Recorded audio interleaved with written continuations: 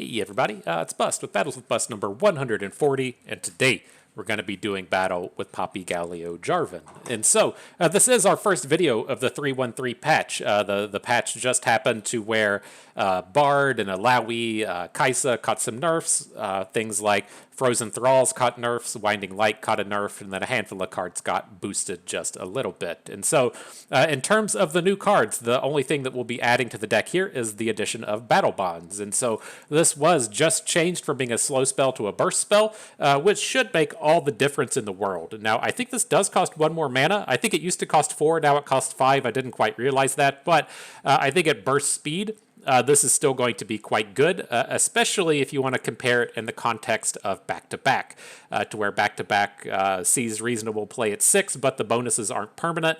I think this is going to be quite strong here. This does have some additional combos that kind of come along with it. As we saw with all the Winding Light decks, or not the Winding Light deck, I'm sorry, with the Inspired Light deck. So many lights running around.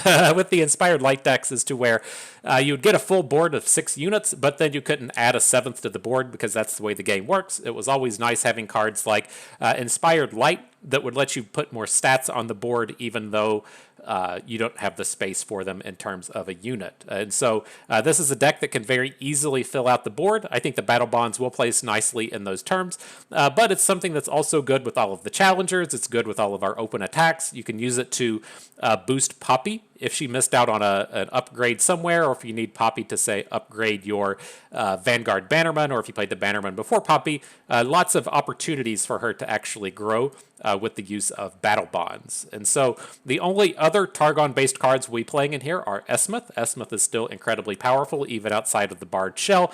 Works absolutely fantastically with this Challengers package. And otherwise, this is what you would kind of see out of a Bard Poppy shell or a Bard Poppy Galio shell in the previous patches. Just lots of challengers, lots of ways to boost those units. You protect them a little bit with the likes of Durandi Sculptor, and then you look to just crush and close out the games with stats, ultimately getting a double attack with the Golden Aegis. But kind of part 2 of what I'm interested in, what I kind of want to start investigating, if you will, is if you watched our preview to the 313 patch, I have this kind of like concept and idea of what a control deck in Runeterra is, right? And as you would classically look at a control deck in a game like Magic, you're playing a bunch of card advantage and board sweepers, some ways to gain life, and kind of the same thing applied in Hearthstone as well, but we don't see those decks exist in Runeterra, and I'm not exactly sure why, if that's just a function of the cards being different in the way that they're designed, if that's a function of you can't go above your starting health, to where in Magic you can go infinite, in Hearthstone you can gain armor, or if it's a function of we do actually have control decks and they just don't look like what they would in a different game. And that's what I'm kind of like leaning towards these days, or that the control decks in Runeterra are actually the likes of Frozen Thralls. The control decks are the decks like the Sun Disk, and they just win faster than your kind of classic control decks, right? Your classic control decks, like some stupid Karma deck, can't win the game until turn 11 or turn 12. Why are you going to bother with that when you can just win the game on turn 8 with Frozen Thralls? And so where I'm kind of going with that, and what I want to investigate a little bit with this video is, do we just have replacements for those now, right? If Frozen Thralls was the premier win on turn 8 deck, and that gets pushed to being a turn 9 or a turn 10 deck now because of the nerfs, does that space just get filled in with something else, right? If the kind of premier turn 8 cards were Frozen Thralls and they were the Winding Light, does Galio come in and fill that role now? Does Scion come in and fill that role? Do one of these other just, big, massive game-ending style cards now take in that space that was vacated by the Frozen Thralls? Or do we just see this as being more of like a mid-rangey style deck, and this is what a mid-range deck looks like? The mid-range decks top out at kind of 7, the control decks kind of top out at 9, and this is, kind of where we're at. I'm really curious to see how this Galio feels, given that this format should be a turn or two slower now with the Winding Light nerf and the Talia nerfs and the Bard nerfs and the Alawi nerfs. Should just be a little bit slower, and so we want to see if Galio just fills in, and he says, LOL, doesn't matter what you do, Riot, there's always going to be one of these big bruisers that just ends the game, or, again, if this is just kind of a mid-rangey style stats-based strategy, and it doesn't make too much difference. And so, with that out of the way, that's what we'll be doing battle with today. I checked the pay-to-win price, and it has been paid. Everything in here is all premium, minus the champions, and so we are good to go. Head on into battle. Feels good. It's been a few days, right? I took a few days off there at the end of the at the 3.12 patch. I had some family gatherings that I didn't disrupt with making YouTube videos, and so it's been a handful of days since I've got to play. I'm feeling pretty good. Getting back into the swing of things. It's nice to take a little break every once in a while. People take themselves a little too seriously on occasion. And so it's okay to just take a break. So I don't have to play this game every day of the week. Life will still be okay. But all right. The battles begin up against pirates. I'm not surprised to see things like pirates start to turn up. With the release of the new patch, everyone is always out here playing really aggro-based strategies to try and shoot up the ladder pretty quick. It's not what we're doing today, but I'm not surprised to see the likes of pirates and tokens and things like that to really punish people that are out here experimenting. And so in terms of our hand here, I was mulliganing for our 1-drops. I hung onto the Durandi Sculptor to make sure that we just had something to play, but we have some better options in our deck than the Sculptor. We don't want to be stuck playing Esmuth, so she can't really block here. And so just at least we still have the 2-drop and can come down and trade. Gonna put a block in front of the Grenadier. There is an argument to put this take down the Saboteur, but I feel like if we just play the Vanguard Sergeant next turn, we have a value block lined up on the Saboteur. No 1-drops to change our opinion, that's okay.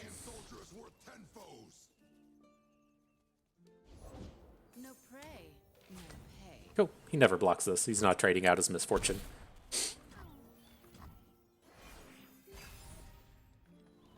All right, but still reasonable. We can get 2 units on the board this turn. The Bright Steel is the one to lead with. If we have to trade out the Durandi Sculptor, it's not the end of the world.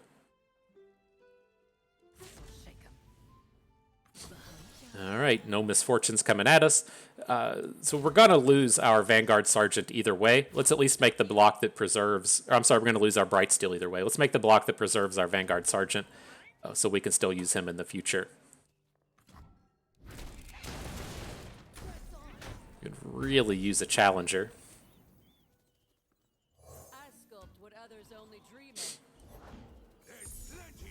Okay.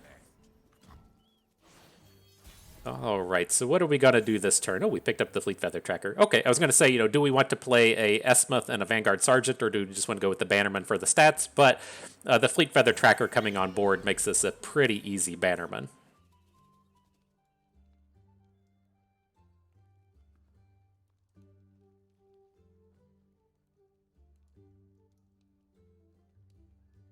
What you got for us, Duder? All right, we didn't miss. That's nice. Always sucks when you miss. Now, we have a new question, in that he has this 6 mana built up, and do we want to just pass the turn? And I'm kind of leaning towards it. Taking down this misfortune isn't super important, but preventing them from spending essentially like 3 or 4 mana this turn is quite strong. And then we can build up into the next turn to potentially go for the big Golden Aegis for Demacia combo. We do have to bank 2 mana on this turn, so if we want to do it, we can't play everything, but it's a powerful option to pursue here. He brings in Zap. It's probably a little much. I think the Golden Aegis should be enough to just get us out of this mess, right? Getting a second attack in should be enough. So I'm going to drop Esmuth. It's not good enough to block Zap, but he can block an Omen Hawk if opponent brings in the full squad. Does not bring in the full squad. Cool. So we win this block here, right? I did the math. Our unit survives. Looky there. We can't survive against the Jagged Butcher, so we'll just throw something in front of it. Looks like Durandi Sculptor is our weakest unit here. Now, there is an argument that we should be blocking the Zap, but I feel like we can probably just full clear their board next turn. And so it does leave us in a spot to where, you know, we're a little susceptible to the burn package, but if we get to start clearing out what they have, I don't think it'll matter.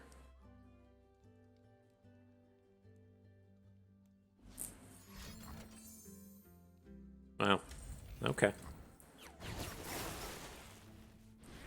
It's pretty good. Taking down our 1 health unit. The only option managed to get hit.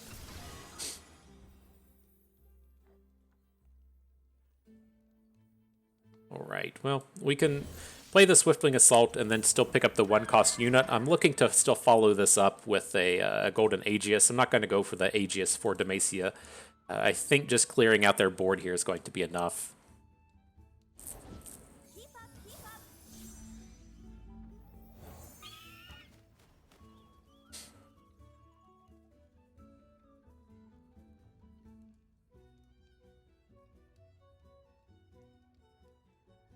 Maybe it's not that great. Oh, well, it's like, does he ever just block a bird with Misfortune? And I doubt that they do.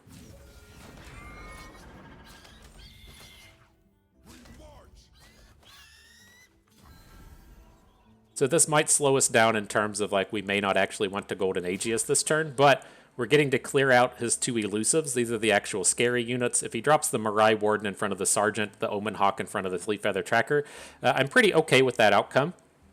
And then we still have a good Golden Aegis to where we get to full clear their board.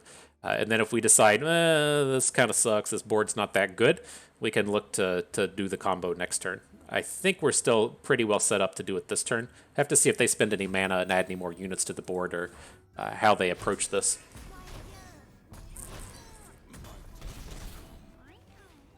Alright, we still have a really good attack here with the Golden Aegis. We can protect the Swiftwing Flight. Wow, this guy's pretty good at Make It Raining. Pretty good.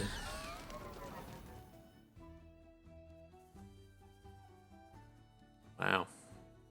Okay. I think this is still fine with the Aegis. Like, we're too far away from lethals now to really expect this big play to work. So let's just go ahead and take the Misfortune off of the board.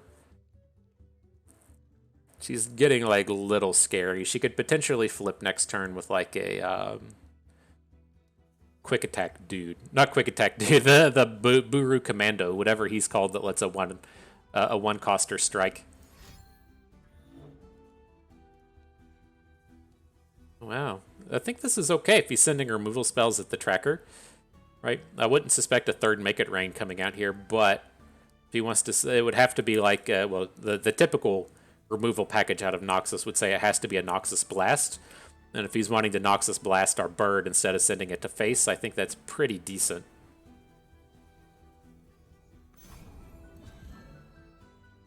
Okay.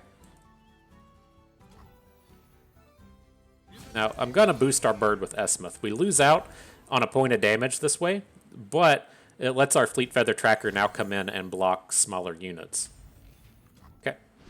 Was the Noxus Blast. Says, I got this. I'm going face. A little scary. A little scary.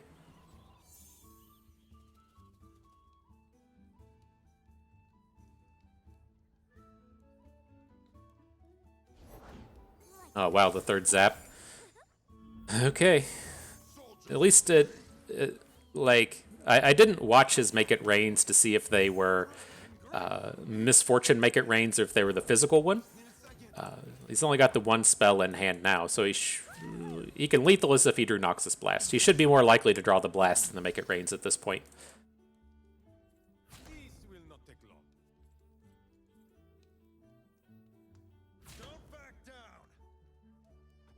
Alright, decent chance we're just dead.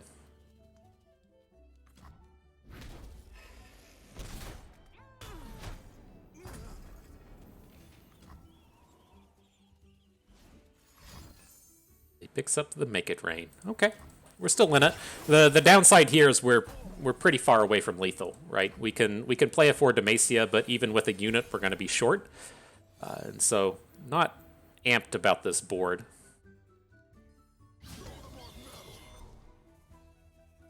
No, we have to 4 Demacia. Otherwise, he doesn't have to block. But do we ever just get him? No, of course not. Now, granted, this would be a kind of standard spot to just start bitching, but we made that conscious decision to not block his Zap Spray Fin that one turn with Esmuth, because our Esmuth was just going to die, and that would have been 2 points of health that we could have preserved. And so I'm not entirely sure if we would have been able to win the game at that point, but we definitely made a conscious decision to take extra damage against pirates, and then we, had the game finish in a space to where we should have potentially survived it. But I'm still pretty happy with that. He high rolled pretty hard on all of his Make It Rains, right? He managed to connect on our 1 health units with literally every single Make It Rain, and then we also didn't have a 1-drop that game. And we didn't have a Premier 2-drop that could, when he's attacking with Legion Saboteurs, we'd prefer to be blocking it with the likes of a Petricite Broadwing. And even without all of that stuff happening, we still were pretty close right there in the end. So now up here against Trundlemere, you can lead with the Fleet Feather Trackers, but that tends to put you in a spot to where you just get completely rocked by a Vile Feast. And they don't have any early plays that we actually want to challenge. And so it's a little bit safer to go ahead and drop the Penitent Squire instead of these Fleet Feathers, because they're just not going to have a positive outcome on the board. Now the thing I'm looking to do is build units that will survive a Vile Feast, or not a Vile Feast, survive a Blighted Ravine. He has the Avalanche, which sucks. If he also has a Vile Feast, the game's probably just done. But still going for it.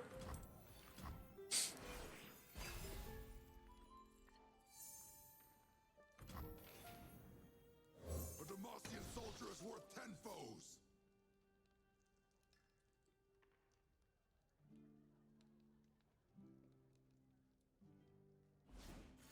Another one? Sure. What else is there to be said? Sure. So now the question is, do we want to just open for 5 damage next turn? It's probably enough. I don't think setting up these boards with the Laurent Proteges are going to do that much, especially when he's on a turn where he can add Trundle.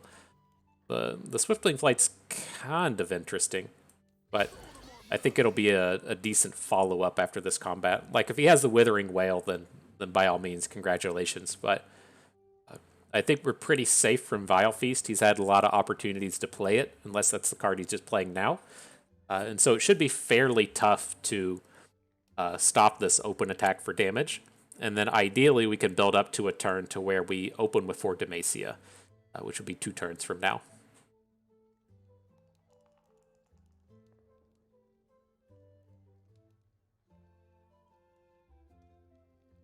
All right. Thinking real hard on what removal spell we're going to play. The big decisions coming at us. All right. The damage is taken.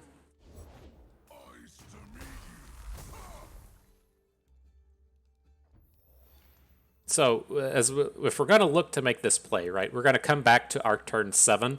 We need to have 3 spell mana banked up. And so, I'm going to drop the Swiftwing Flight, but the question is, what unit do we want to pick up with it to where we get to 2 bank next turn? And I think we're still good to just pick up the double bird. Right, we'll bank 1 this turn, 2 next turn, and then ideally we'll get to make the 4 Demacia open on the following turn. Poppy turning up is interesting. We have the opportunity to just get smoked by a Blighted Ravine, which he hasn't played yet. It feels like he has something. He thought for a half hour on that attack on the previous turn. And so we could look to just switch into Poppy and then see if he plays a Blighted Ravine. And then if he does play a Blighted Ravine, we'll just pass. I don't The like scary thing with going for Demacia play is some of these decks play the Ruination, which would be pretty soul crushing. But I still like the space we're in here if we get open with the 4 Demacia. No. Okay. All right. As expected. You're just never beating that. You're not playing the go wide, build my stats, build my unit deck into double Avalanche, Trundle, Quake, and winning. It's just not happening. Maybe if we had a Ranger's Resolve, we could have done something, but it's not a game I expect to win frequently.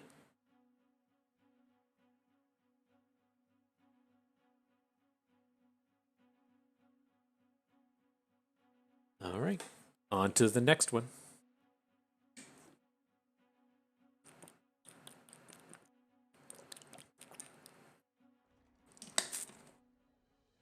All right, we hydrate, and now we're ready to go. What is this? Nar Nami? It's an interesting collection of cards. All right, we'll just come out as aggro as we can. And to cycle away all of our elites, Penitent Squire, all your friends are gone. It's okay.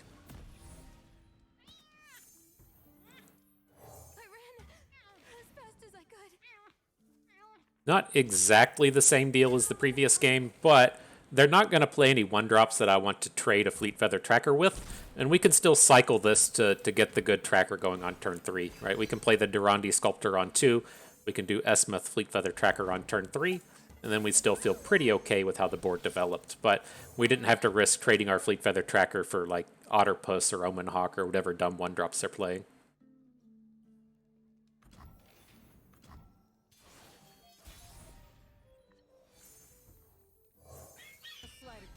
All their 1-drops are dumb, in case you didn't know. they're nowhere as awesome or nowhere as sweet as our 1-drops.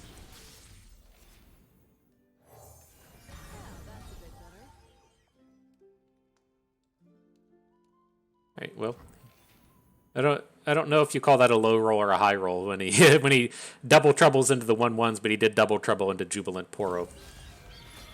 I mean, our attacks are still good, no complaints here, but he's gonna, kind of easily fill out his board. And we've slightly run out of stuff to do.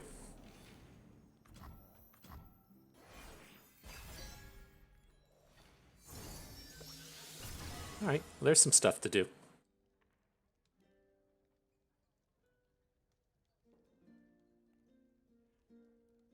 I don't think they ever just drop Nami this turn, right? She should be pretty far from flipping. Well, what do I know? That's usually a pretty dangerous play.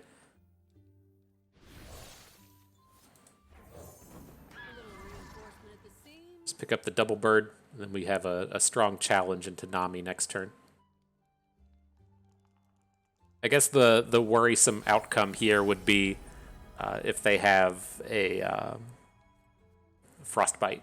What is this? Is he manifesting a card out of our hand? Couldn't quite see what that was.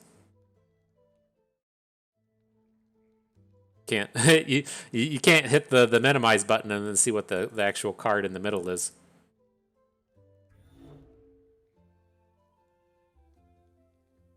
All right. Is that manifest a non-champion from our hand? Yeah. Okay.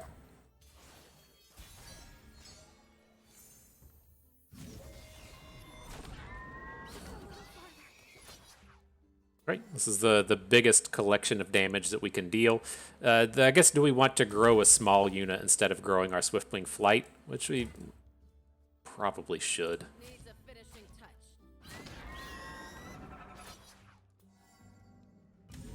Okay. We'll see if we want to end up like battle bonding for damage here. I think realistically at the end of the day, we'll probably just go for a concerted strike onto Nami. But whoa. That's a way to do it. I mean, he knows we have, like, the majority of these cards in our hand. Huh. Okay.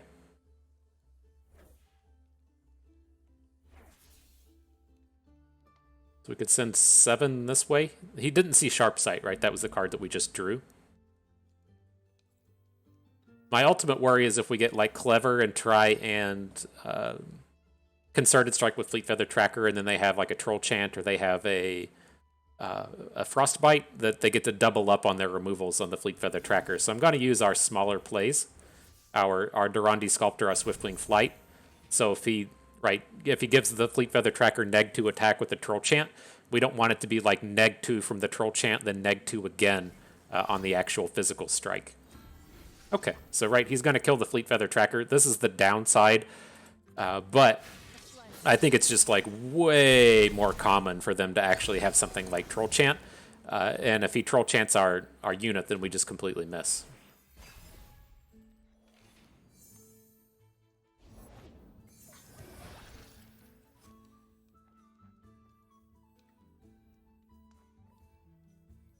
We end up playing here. Let's go with the Fleet Feather Tracker route. We could just add the Silverwing Vanguard, but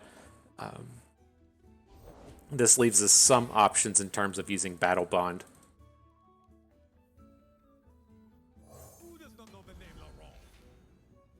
Not sure if they ever just pass, so I do want to go ahead and add the Protege to the board. Okay. All right, good job, Poppy deck. You got your first victory. 3 games in, 0 attacks with Poppy, but still managed to take a victory down. Good job, friends. Drawn 0 Jarvan, 0 Galios, 1 Poppy. The 1 Poppy didn't get to attack. Why even bother with champions, right? That's not what the game's about. Why even bother?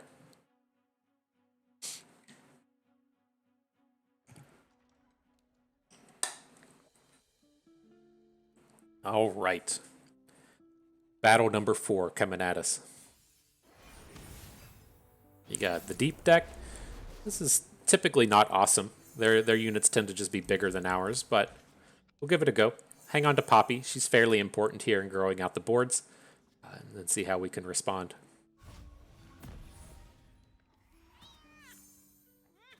Okay. Decent curve. Doesn't like super struggle in the face of Vile Feast, but Vile Feast would be pretty good here. Right, if he Vile Feasts our Fleet Feather Tracker, then we don't get the +1/+1 from Esmuth and lose our unit, but hopefully it's not the end of us. We do get to like jump super far ahead if he doesn't have it there.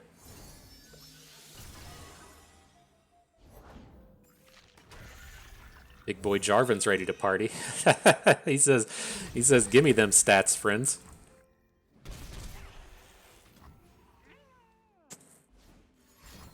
Oh wow. So this is the way today's going, huh? This is the way today is going.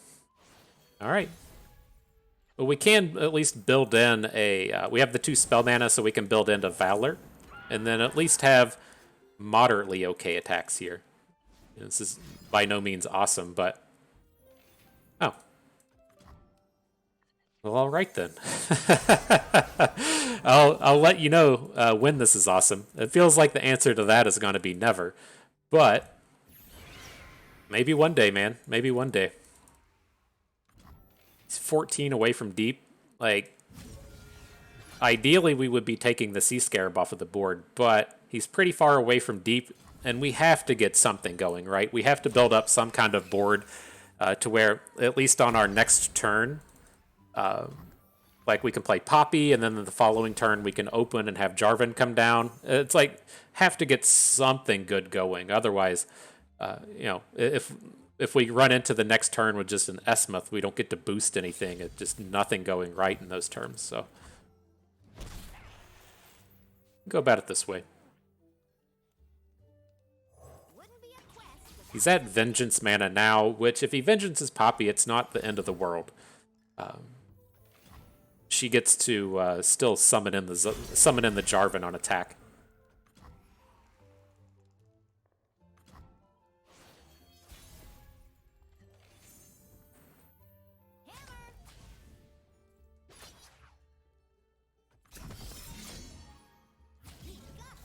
All right. Get that 1 boost from Poppy. It's appreciated, you know. We got to take what we can get where we can get it.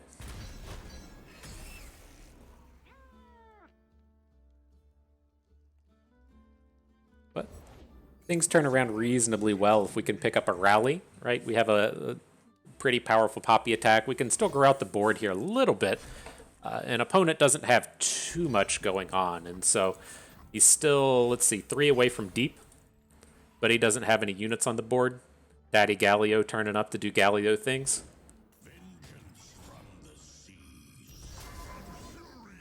How bad is that? Oh, there's his deep. Okay.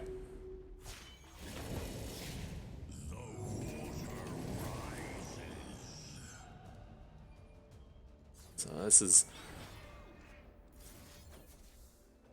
this is what Poppy's here for, right? Just get that out of here, please. I think we don't really have a great response to that. Just sending the Nautilus to the top, right? The heroic strike puts him on top, so he's just going to immediately redraw it. But you gotta get something going. Oh wow, just straight up. Okay. Okay. I'm not sure how that toss works, since the top card of his deck was, I was gonna say, it doesn't stick around, I think. So what's this? 5, 15, 16, 17, 17 plus 9? That seems like enough to flip a Galio.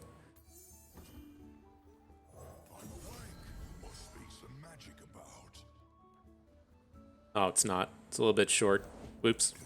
So much for those mathematics.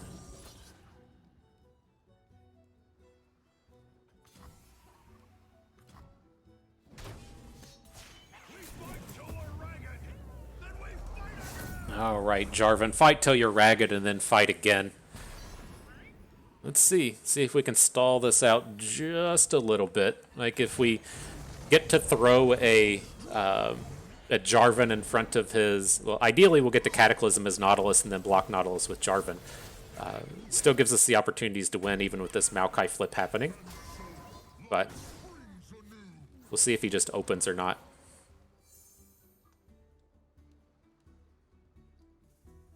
Wouldn't be surprised to see him drop a sea monster. Alright, well, as they say, it is what it is. You know, if he has the tools to atrocity us out, then fine.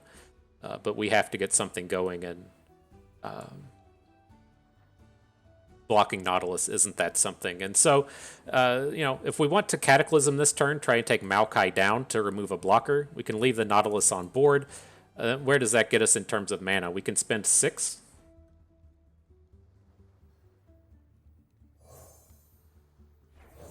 Okay.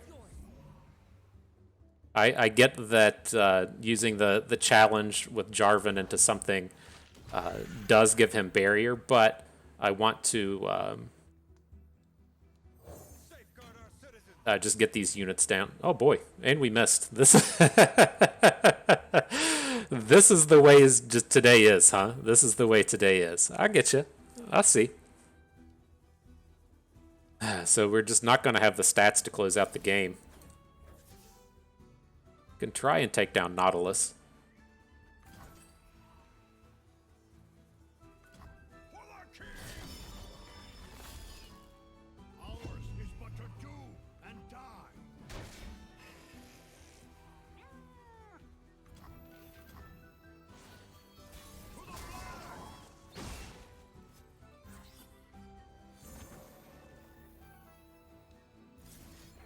All right, let's try that again.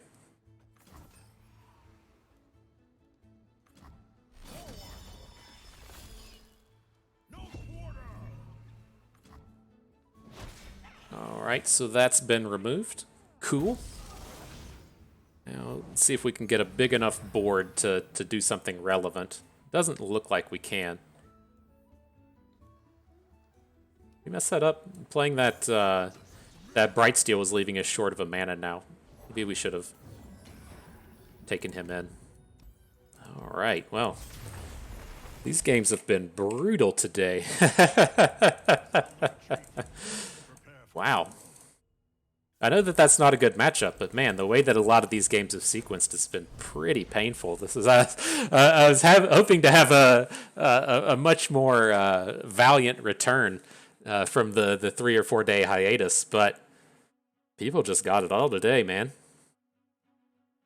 But hey, on to the next one. That's all you can do.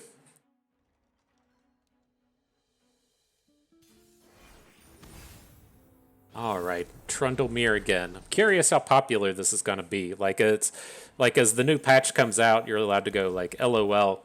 I'm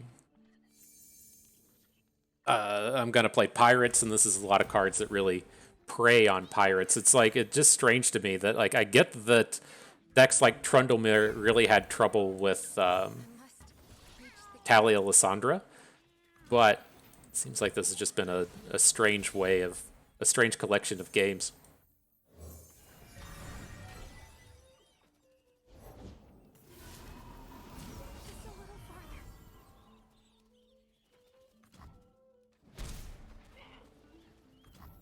All right, well, we get to grow a little bit bigger than the potential Blighted Ravines. Got a full curve across the board as well.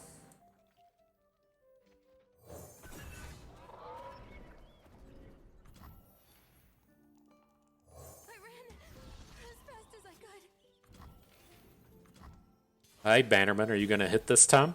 We've picked up one Esmith. Let's see if that's enough to dodge. Okay. It's Trundle. Nothing we can do about that. And so I want to get this Faces of the Old Ones off of the board, right? So I'm going to make the 4/4s where we can. We're going to hook that Dum-Dum out of the way. We're going to lose something to Trundle, but then we still get to either get the value takedown on the Tavern Keeper or just chunk in a bunch of damage. Interesting no block with the Tavern Keeper. Like, when's he going to get a better one?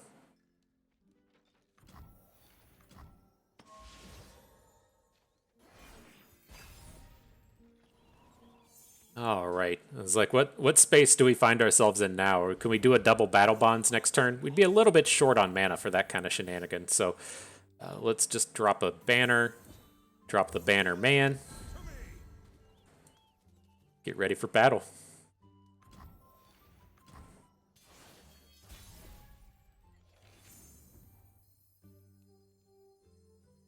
Do we want to try and take down Trundle or just punch in damage, right? I don't think we ever get to lethal this turn, right? If our 3 smallest units get in, it's going to be 3 from Esmith, 6, 11 from the Penitent. No, we only get 2 units in this round. So let's just take down, I should say attempt to take down Trundle. Take a hook out this way, and then we'll see if the Battle Bonds need to come down. But I think we're going to be short on lethal, and I'm not worried about a trade with the Bannerman because we have plenty of stuff to still just throw down on the board.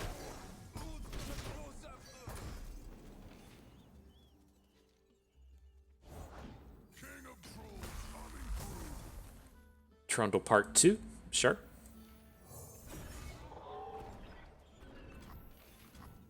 And I want to bank this mana. Ideally, on our next attack, we'll have access to double Battle Bonds. And then if he is playing something like the Ruination, it's nice to have at least 1 unit behind.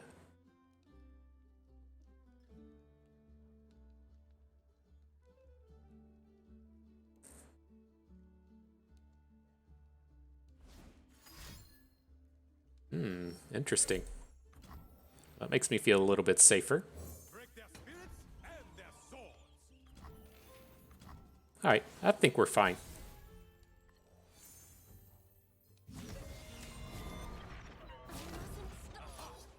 It's going to hook Trundle with our smallest health unit. Then I want to boost our Broadwings because his main form of defense here is going to be Frostbites. And so if he's trying to Frostbite our Broadwings, it won't do anything.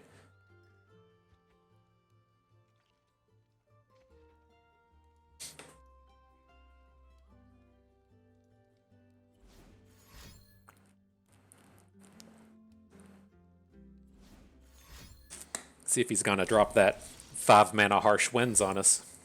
All right, Frostbite. Vengeance.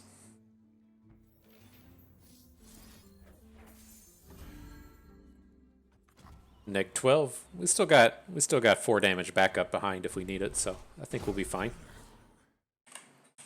All right, GG.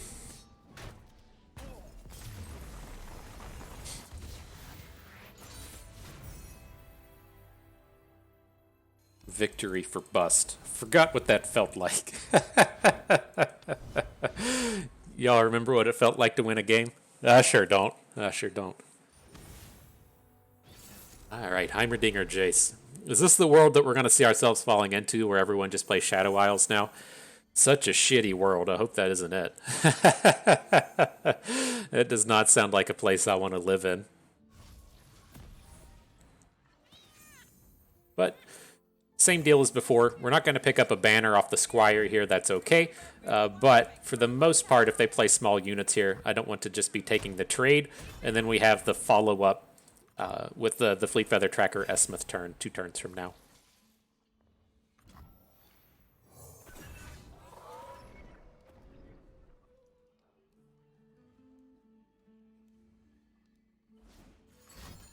Sure.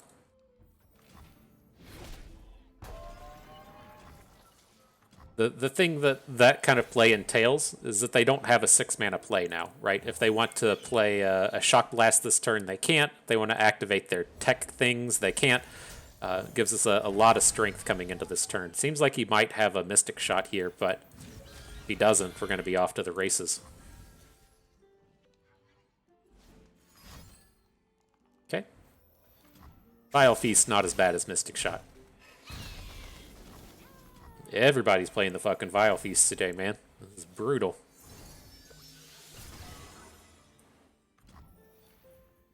I just know the hero's around here somewhere. Sure. That's the way it's gonna be, apparently. Need something. We need a dude real bad.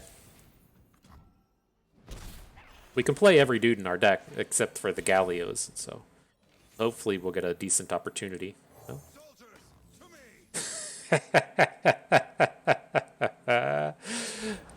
So now let's do a touch of mathematics on this one. We only have 3 in our deck at this point, right? We've got 2 Esmith, 1 Battle Bonds in our hand, and we've managed to miss again. At a certain point, it just has to switch from being frustrating to just being like, well, I guess this is my life today. And I'm pretty sure we've hit that point. I think that's right about where our feels are. Just that's the way it is. That's what's gonna happen.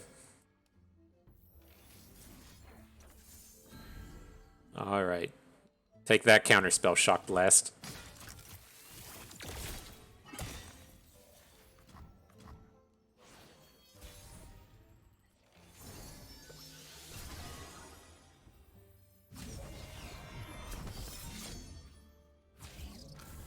That's what you like to see with your Jarvan.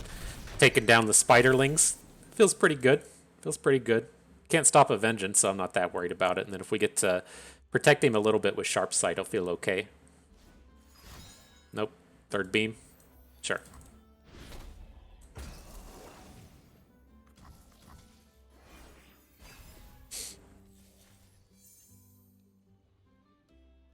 Now it's a kind of an interesting space, right, to where if we want to add the Esmith to the board, I really don't want to lose out on the +1/+1, but I mean, I think we'll just have to go for it. We have to have something go right this game.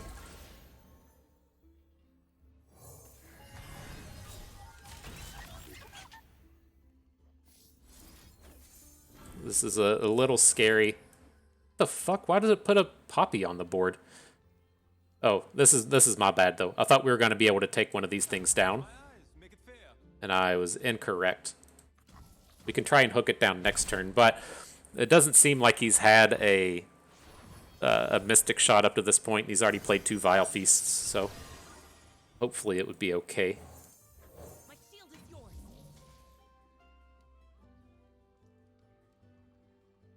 We're just going to have to try and win this with Elusives. Be really sweet if we had this Poppy on the board, right? This magical Poppy that's just hanging out on our bench. We got to put the defense onto Poppy and then strike for a big boost this turn, but not the way it's gonna be.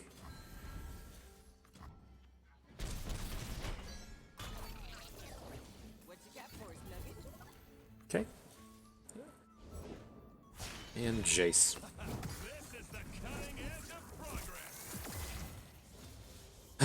All right. Back to work if you don't want to be the lady of yesterday. Just need to not die here. He goes Acceleration Gate, okay. Galio's a pretty interesting draw. If he starts to hit overwhelms off of this, then we have the potential for bigger blocks, but this is gonna hurt. Come on, then. Let's get to fighting. He actually hit Overwhelm on Jace. Elusive on this one. He just hit way too well. He had actual everything on this one. Okay. All right. Off to the next one. Well, we lost. We lost. Well, we lost. The next excellent analysis from Galio. We lost.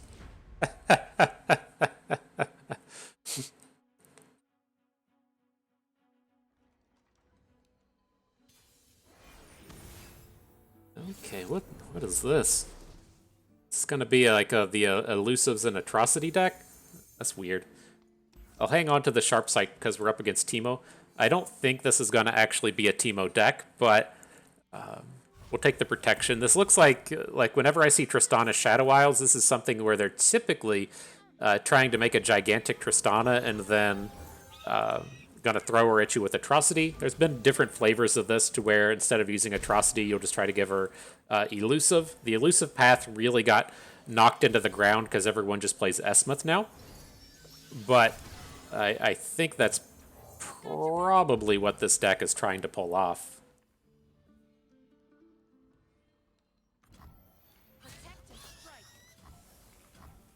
He paused. I was like, oh boy, it's another Vile Feast. Just what I was hoping to see.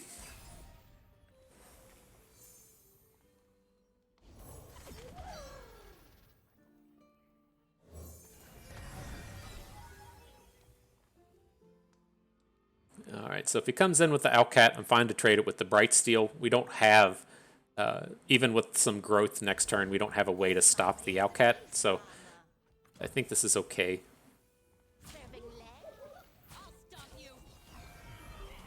Esmuth will grow, so she'll get a safe attack next turn. Assuming we hit with the Bannerman. We've been doing a pretty strong job of just missing with the Bannerman every time. So. Poppy's a little dangerous here. We'll switch to Poppy next turn. We might have the opportunity to grow her big enough with using the Esmuth, but I don't want to play her here when we don't have the Sharp Sight mana to protect her.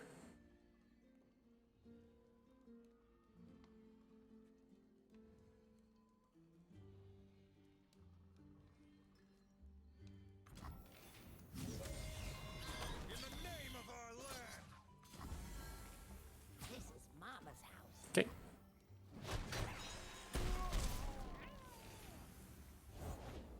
And Tristana. Sure.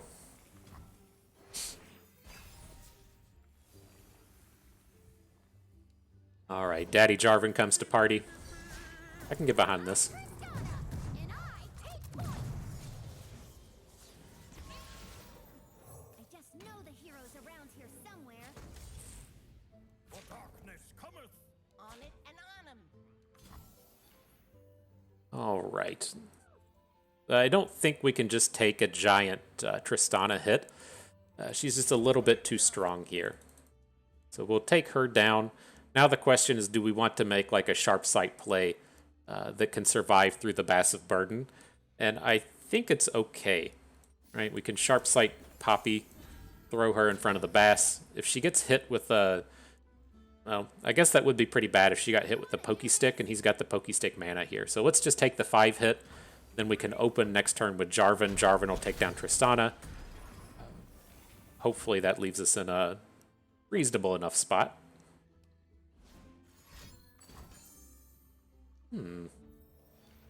It's the Buster Shot. That was a physical Tristana as well.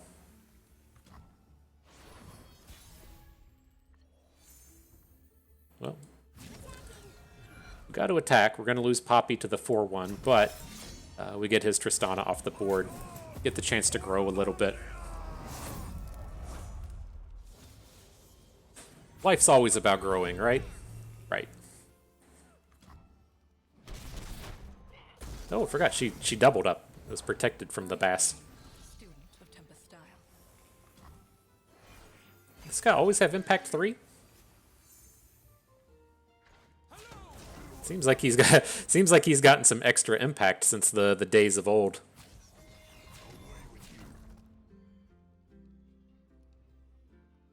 Yeah, it sucks so much to lose Jarvan here. Like, are we really going to get that much advantage out of a Poppy? Like, what if we do this? Just trade out Poppy. She's not close to flipping. Then we still have this, like, Cataclysm we can use with our Jarvan and still add a bunch of dudes to the board. I think that's probably got to be the way to go.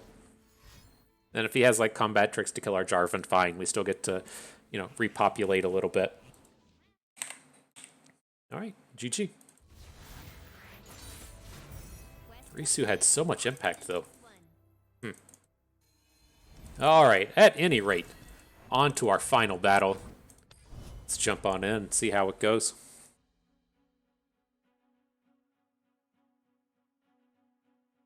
Feeling good, feeling righteous, feeling awesome. All the feels one could hope to feel. We've got it coursing through our veins.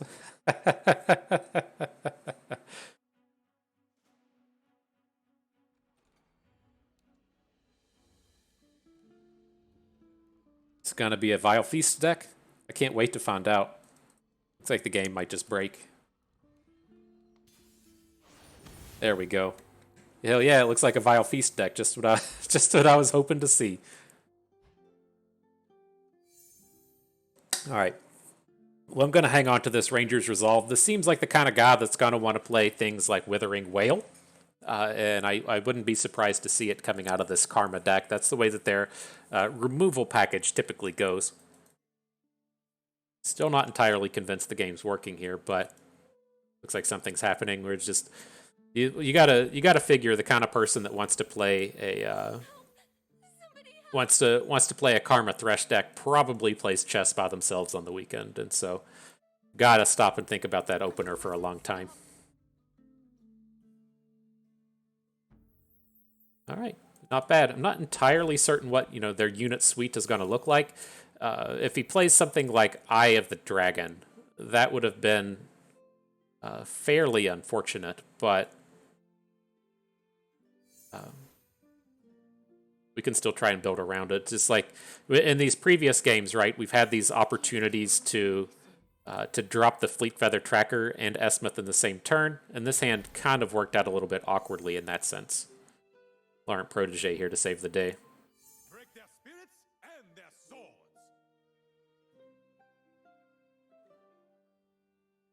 Big old mountain of stats on Bro here.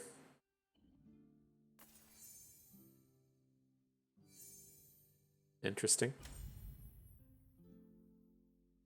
This is going to be a Twin Disciplines, right? Why would he be...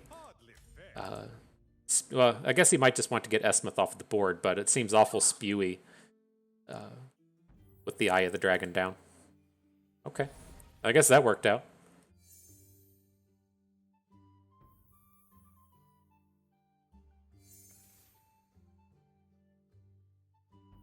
How scary is it if he starts to no play here? Like, we're 2 turns away from a potential Ruination, right? That costs 9 mana. I think we just fill out our board. I don't know. That starts to get pretty scary.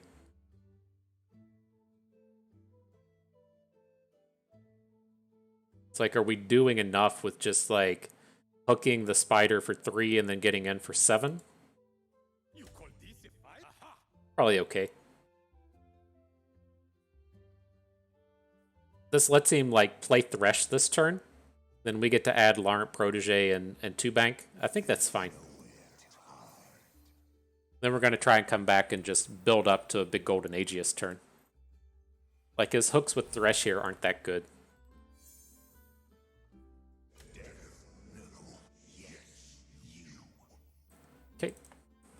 So yeah, I mean, do we just like go for it? The question is, do we ever win this game if he has the Ruination? And we probably don't, right? If we just pass and go into next turn, we don't have enough on board. I think that we just have to fill out our board. If he has the Ruination, then good job, you did it. And yeah, that kind of is what it is. It's like basically if he has his like one or two of, then we lose the game.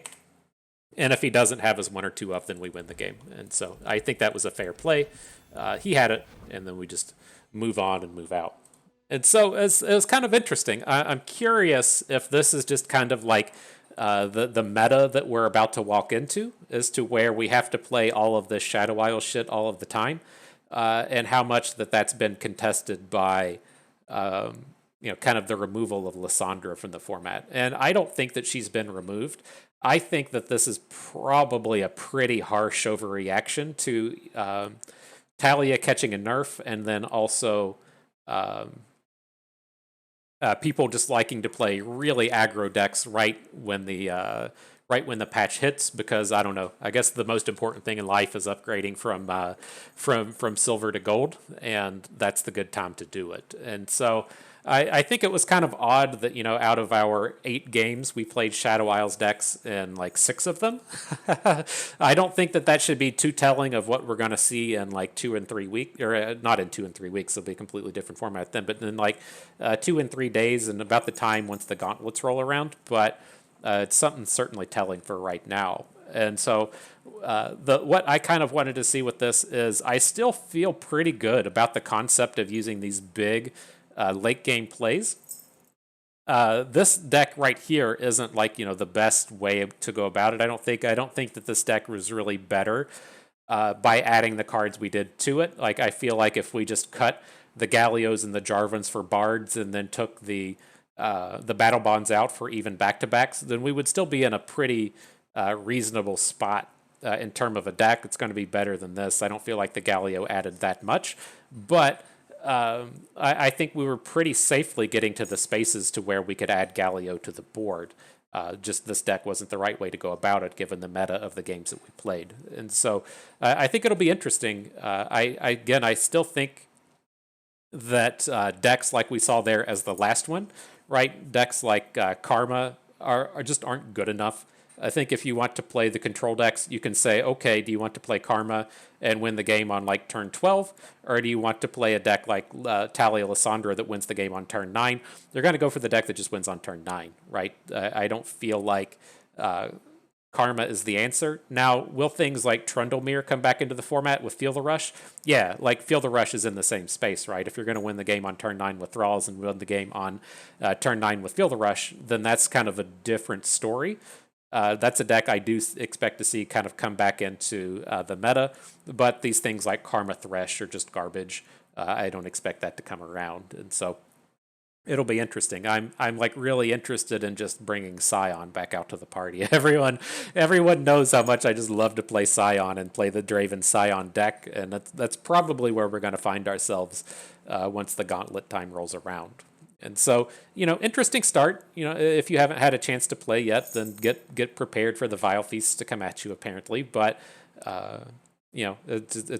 just kind of get in your head that the game is just going to be a turn or two slower.